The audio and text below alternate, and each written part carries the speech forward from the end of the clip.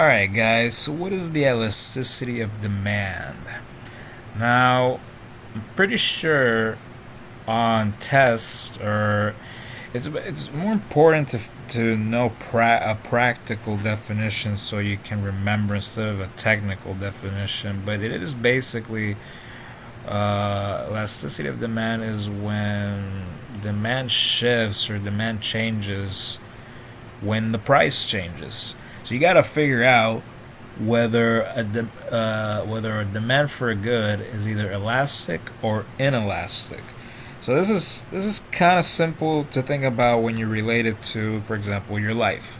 So let's say, for example, you have to buy a medication for for yourself, whether it's painkillers or anything, but you need it. Like, you need it because you require it, because you need to sleep, you need to go about your day. It's something that will prove beneficial to your health.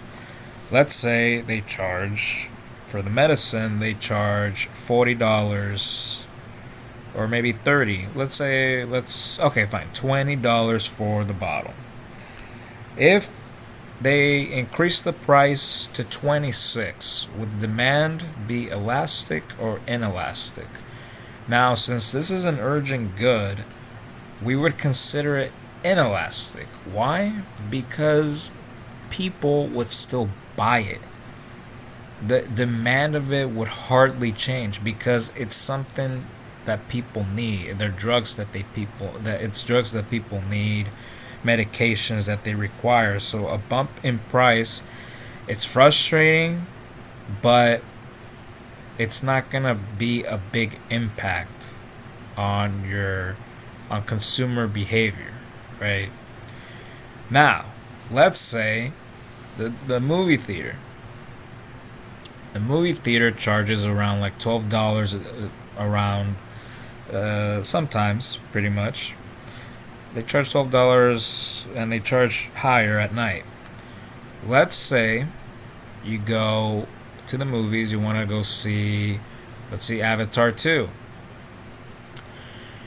Now, I will say, this is kind of like, people love the movies a lot nowadays, so I wouldn't be surprised if they go. So let's just take another movie. Because maybe Avatar 2 is, it could be inelastic. People would pay tickets, just like, for example, like a once in a lifetime event, whether it's a concert or going to the FIFA World Cup. And you're not gonna be able to see. It's also subjective, right?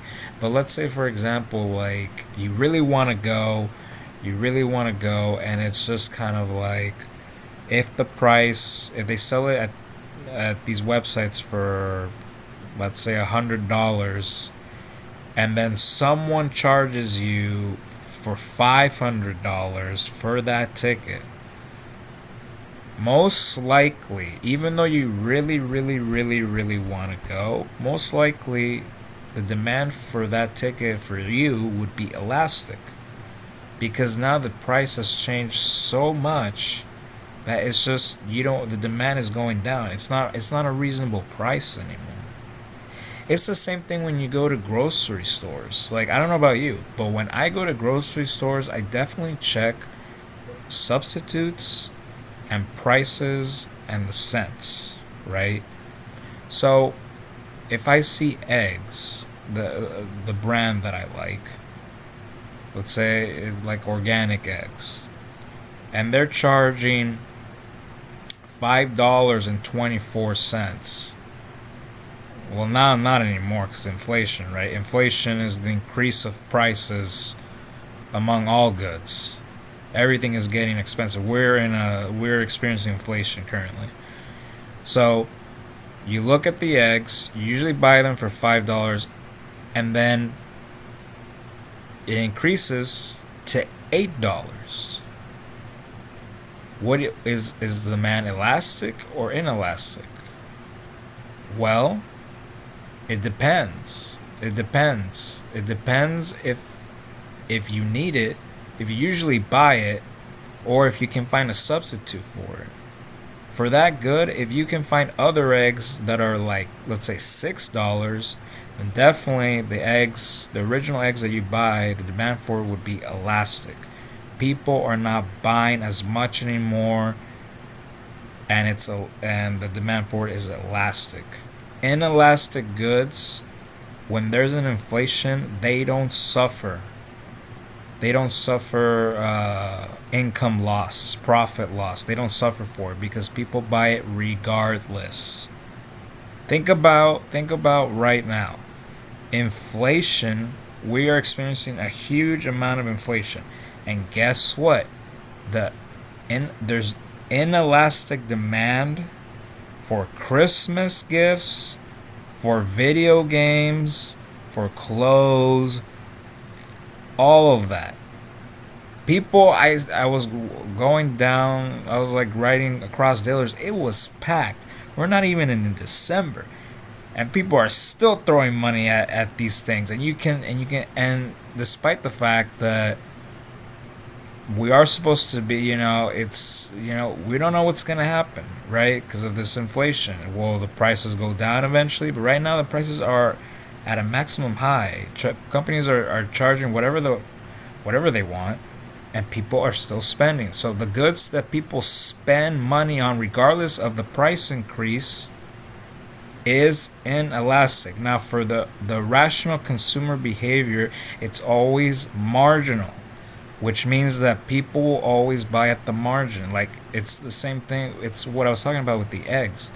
If I know that this good that I always buy costs $5, I always buy it, and it increases by 2, I'm probably going to look for substitutes. That's elastic. That's an elastic demand. Now, another good example is I always buy this. I used to buy this organic avocado mayonnaise, right? It's healthy. It doesn't have canola, whatever. Okay, point is they usually charged $4 and some cents, and it was pretty good. Once inflation happened, I don't know what they were thinking, but what happened was the company, once the inflation happened, a couple months in, each bottle, I'm not gonna name the specific brand because that's their fault, right? The brand ended up costing $20. So they ended up putting 16 more dollars to $4. I'm like, heck no, I'm not buying this. I don't care. I'll use regular mayonnaise. And so it's that kind of. So elasticity. So there you could say it's elastic, right? Elastic demand of that mayonnaise. It's elastic, period, because the price just went up too high. I'm gonna look for substitutes. I don't have enough income. There's so many factors that end up driving demand away from the product that's just like it's not worth it. It's usually price, like the mayonnaise. It's usually other substitutes I can buy, and sometimes I just want to save up more money, and I'm not gonna, the mayonnaise isn't that. Now, let's say radically, this is just a hypothetical situation. Let's say the mayonnaise was the only brand. There were no substitutes whatsoever, and they increased it to 16. Would I still buy it?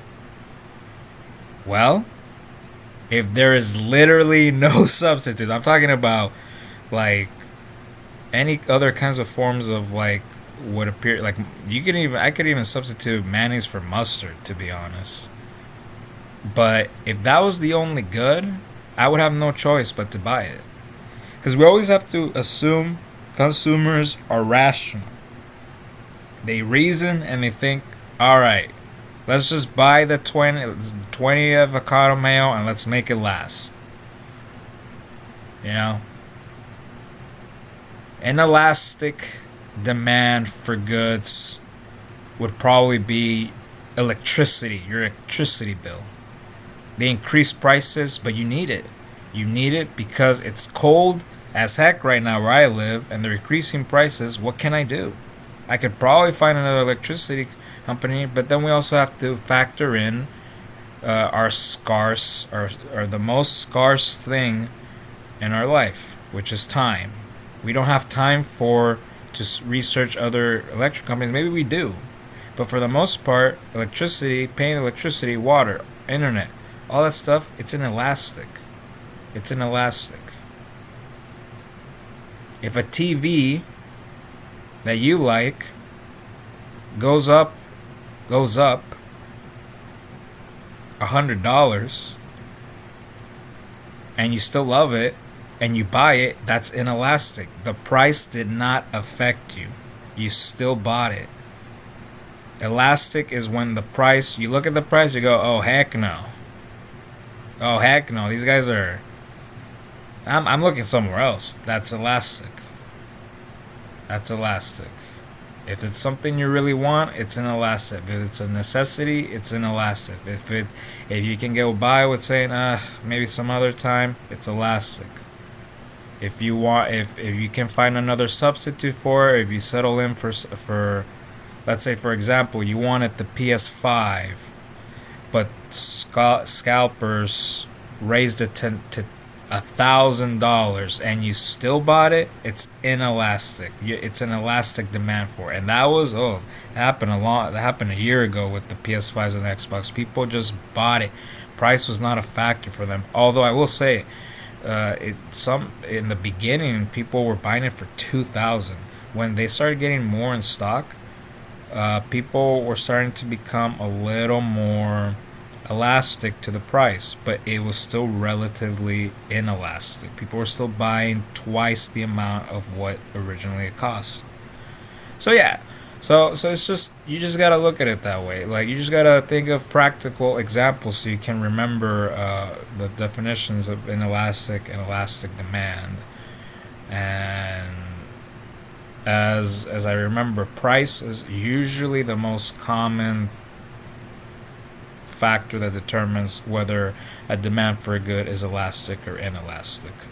There's other factors, whether it's you're saving up your income. There's other substitutes, etc. But anyway, so that's basically the gist of it. So yeah, hope this helped anybody trying to figure out what elastic. But that's basically in its most general sense. All right, peace.